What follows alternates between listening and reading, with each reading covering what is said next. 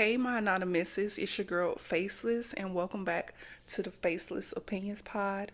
Today, I wanted to touch on a very sensitive topic that, it can be triggering towards certain black women, and to many, may not even give a damn. But I wanted to discuss why some black men choose preferences that don't include us. I feel like a lot of black men are not choosing love, they're choosing validation.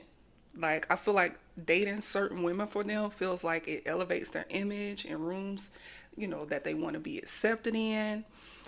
They feel like it gives them a proximity to whiteness and it's still treated as a social currency in a way. And I feel like it has a lot to do with the media. The media still centers everyone but us. Like, we're just now getting into a lot of these rooms. And I'm thankful for that. I'm thankful for the women who are opening doors for other black women in those, certain type of elite rooms and stuff. But I blame the media a lot for putting a certain image out about black women instead of highlighting the good that we do. They like to highlight all of the ratchetness, the ghetto-ness, the loud fighting, the wig pulling. Like, that's not who we are as a collective. And I hate that they push that to represent us as a whole. It's just very sad because with media, they like to portray, you know, other races as soft, chosen, adored, delicate, especially in the mainstream media. And we are often portrayed as strong, loud, independent, intimidating, and people absorb those narratives without really realizing it. And some of the same black men that's supposed to be protecting us, providing stability for us, honoring us, loving us, respecting us, they're also agreeing with a lot of these narratives that are pushed on black women, especially in mainstream media. And a lot of that is not true. Stereotypes paint black women as too much while pointing others out as, more agreeable, soft, more just a hush girl, a hush woman per se.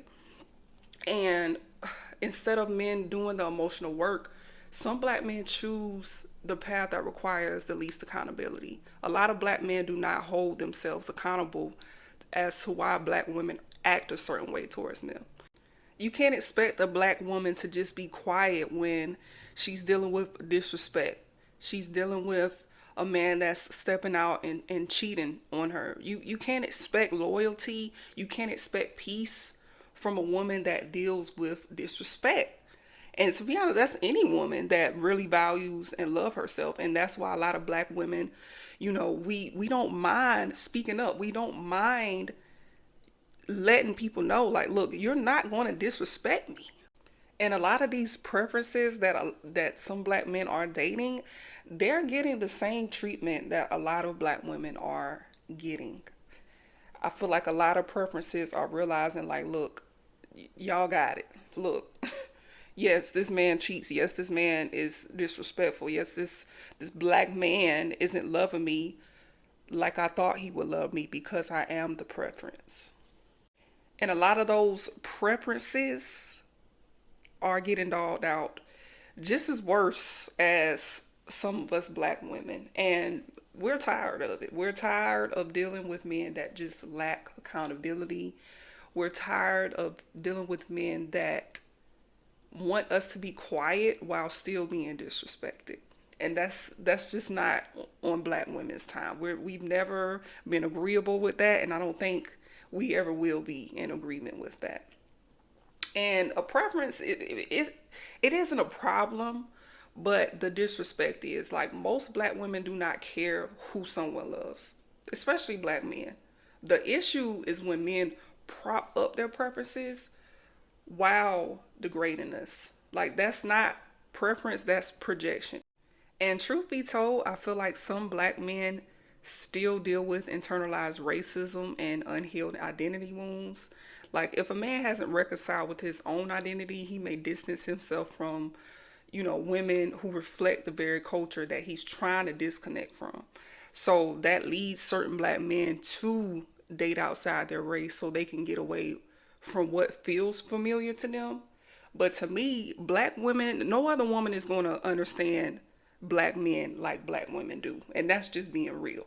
So to be disrespected by men that we understand, that we are emotionally connected to, spiritually connected to, it's kind of crazy to see how things have shifted, how things have changed, especially when it comes to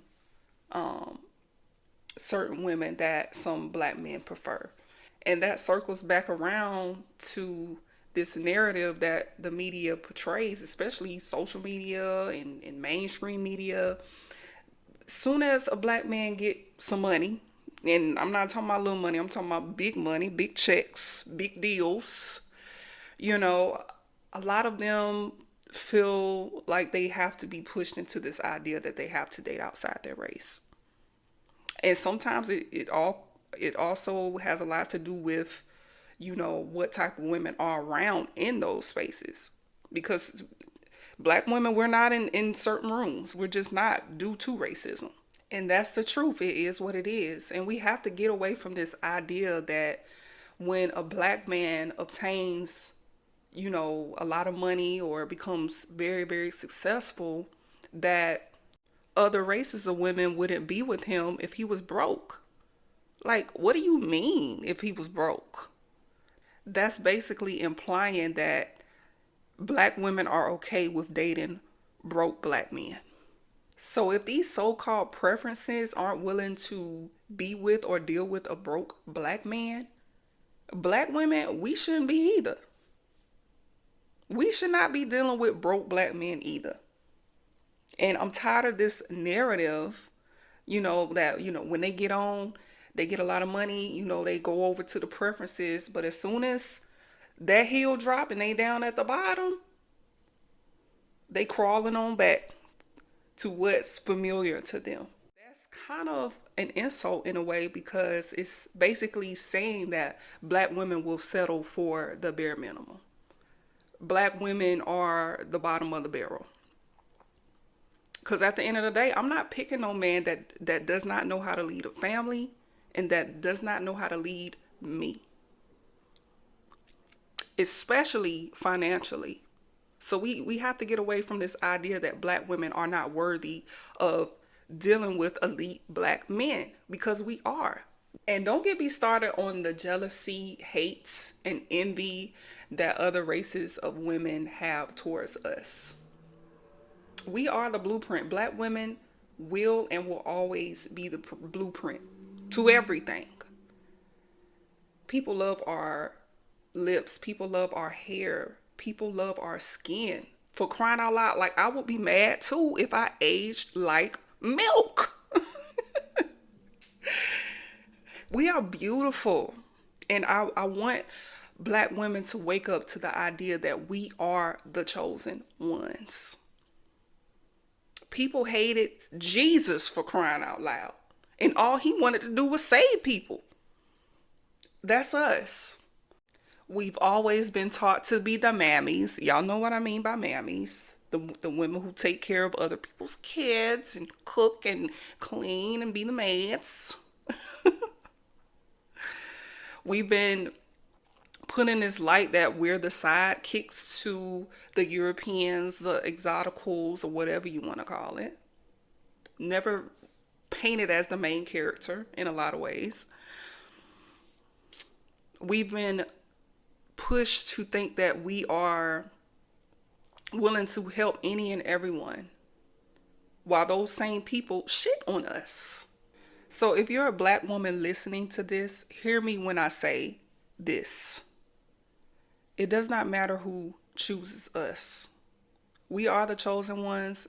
We always will be the chosen ones. And we need to start choosing ourselves first.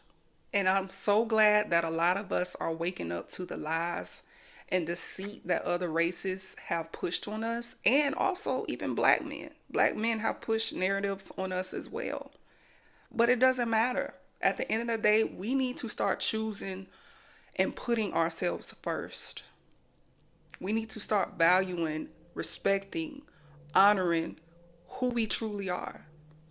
and not allow other people to shake us from what God created us to be.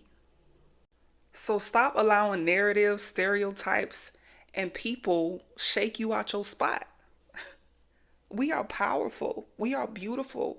We are more than worthy of anything good that life has to offer us.